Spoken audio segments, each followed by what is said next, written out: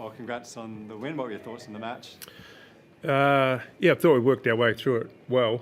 The way they play, they present. They challenge you in certain ways, and they force your ball movement and team D to complement each other. And thought, as the game went on, we worked our way through some of those challenges, and gradually got on top at clearance and got the game looking the way we wanted to look, especially in that second half. And I thought the second half was pretty dominant in terms of field position, and we won every quarter. And I thought it was a pretty mature performance.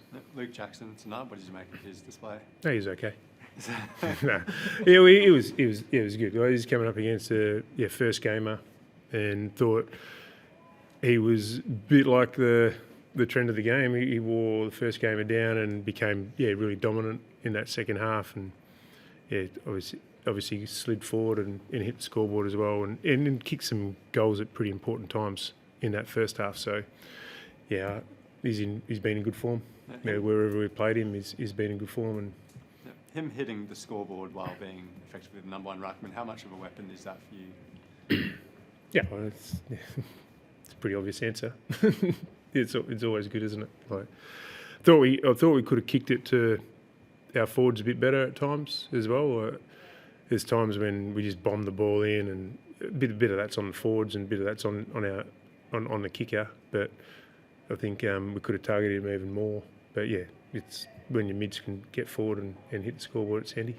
That's the wrong kick too as well. He's had career high kicks tonight, and metres gained nearly 800 and kicked 2 goals. Is that the next evolution of Caleb Serong, where he becomes outside as well as a dominant inside clearance player? It's interesting. Their mids slide back, and they get a lot of numbers back at times, which allows our mids probably to get a little bit closer to goal. We've been short through the middle of the ground at times this year, and like back end of last year when we had a lot of numbers going through the middle of the ground, Caleb and Andy and we're going forward a little bit more, and they started hitting the scoreboard. So that's dried up a little bit on the back of them having to play large midfield minutes, and the role we've been asking Caleb to play probably doesn't allow him to hit the scoreboard. But tonight was a little bit different, and whether it's them kicking goals or maximising their kicks inside 50, as long as their possessions are contributing to scores, it's I don't mind whether it's like I said, actually hitting the scoreboard. I'd like probably their kicks inside 50 to get a bit more bang for buck if you're looking at it across the season. But I thought Caleb, his ability to hit the scoreboard tonight was really strong, and I'm not sure how many goals we ended up kicking from the midfield, but a bit of that's on the back of the way how deep they get with their midfield group, and probably off Caleb, I thought we were really selfless with the way we explored our space inside forward 50 and fed back to numbers and squared the ball up, and thought that was a highlight of our game. What did you make of Nathan O'Driscoll's moment going back with the fly? I mentioned it after the game because it was one of... I asked the players for a really strong trademark game, and I thought we were just a little bit off with that last week. Not necessarily the physicality aspect of it, but more probably the communication, the connection, and between our roles, and having each other's back. I probably thought that was a little bit off last week, and I thought that was tremendous today. And I mentioned the squaring the ball up inside forward 50, and none of our forwards looked to kick goals with U-turns. They all fed it back to players in better positions, and then we had guys going back and putting their body on the line for the team. And Drew, that moment was fantastic, along with a lot of different trademark moments throughout the night. So it was one of many. Handball to kick ratio changed. Was that because of the 5-day break? Not necessarily. When we talk ball movement to our players, take what the elbow gives you largely, and I'm not 100% sure on what it was tonight, but we ended up nearly having 100 marks, which we haven't had a heap of marks this year. We're quite low for marks, but when the opposition folds back a little bit and gets a bit skinny, the opportunity presented tonight, I thought at times to change angles and use a bit more uncontested marks, and and force the opposition to defend. So I thought our balance was pretty good, even though, at times, it wasn't perfect. Five in a row, 5 wins in a row now. Your language has sort of changed this year around expectations and what you want from the players out in the field and trademarks and then going hard at the footy and all that stuff which we're seeing. Is this 5 wins in a row an example of the rewards from all of that, and will those expectations you've got on them now continue to rise because of that? It's a hard question to answer. It was not just me. We got high expectations amongst the group of what we can achieve. But I think what's shifted is our ability just to stay in the moment more, and our ability just to treat every opponent and every week on its merits, and get back to winning each day. And if you win each day, that means that you prepare really well for each opponent, and that means usually if you have a good week of prep, you're going to put your best foot forward. Doesn't always guarantee you'll win, but it puts your best foot forward. Added to that, we've got a strong expectation of, strong belief, probably the better phrase, of what our best footy looks like, and contest and physicality, and taking time and space away from the opposition is a big part of that. So do you feel their belief is now genuinely that every time they run out there they expect to win, as opposed to sometimes in the past been hoping they would win? I would say we expect to play a certain way rather than expect to win.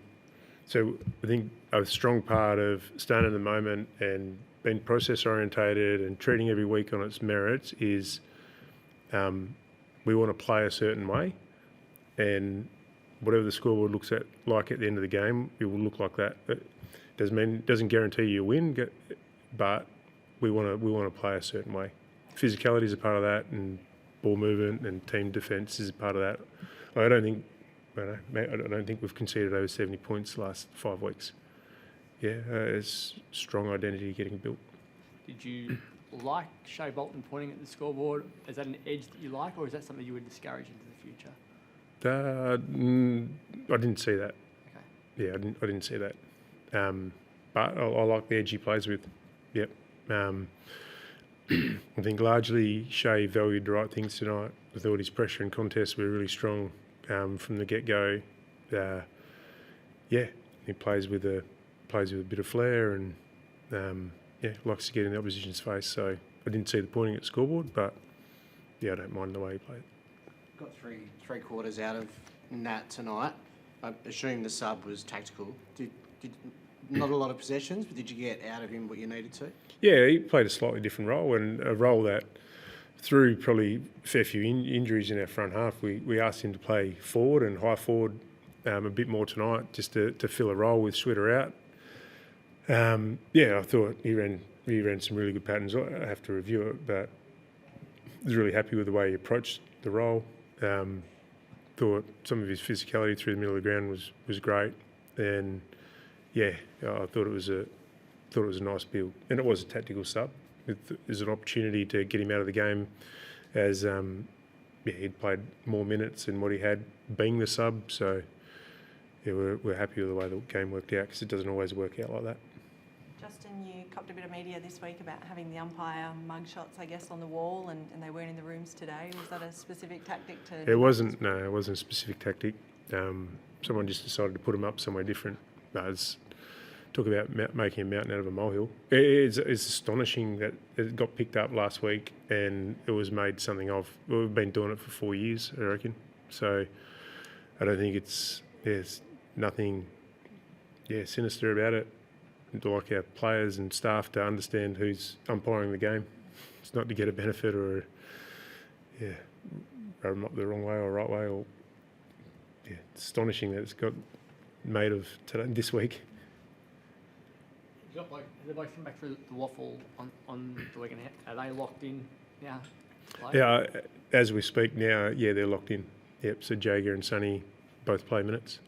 So you're getting depth again, where you've had some injuries which have meant that you've been swinging blokes around it. Like, how important is it going to be to have all that available and blokes generally not know whether you're going to pick them or not? Oh, yeah, I don't know whether that part is a good or a bad thing, but it's great to have options. Yeah, we've had a few injuries this year. Clearly, I think we had 4 of our 7 players out of the leadership group out tonight. So it was great to have players not only stand up in their roles and execute their roles, but fill the leadership void as well. It was substantial when you've got over your 50% of your leadership group out, including your captain. So it'd be good to have those players back. Hopefully it works out that way. Sometimes it feels like if you start with injuries, you keep getting them, but I think we got through tonight unscathed, and if we can get those guys back in good form and pressing for selection, I'm guessing it's only a good thing. Is Sonny available for a full game in the Waffle? Oh, he'll be on minutes. He hasn't played since pre-season game, so I think he'll punch out between 70 or 80 minutes. You'd be nervous watching him, or are you confident that he's Oh no, I'm confident he's done the work. Now I'm more excited to see him out there. Spoke about that bang for buck going inside 50. Murphy Reid, he can hit a target. Like, you found one in him. What is it about him that really gets them up and about? Well, I think it's his composure. We've said it all along. He's stepped up to the level straight away. He's really calm when chaos is going on around him, and if he trusts himself like he did tonight, he usually makes good decisions. I'm not sure we got bang for buck with the inside 50s. I think at one stage, nearly half time, I think we'd only had 2 marks inside 450. So we've got some work to do on our game. Like, coughed up too many goals from our back half with poor skill errors, and we can do a lot better with our slow play entries and even some of our fast play entries. So, as I said to the players after the game, we've won 5 in a row, and we win pretty comfortably tonight. But what excites me the most is we've got a lot of work to do, a lot of growth left in our game. So, I'm excited for that.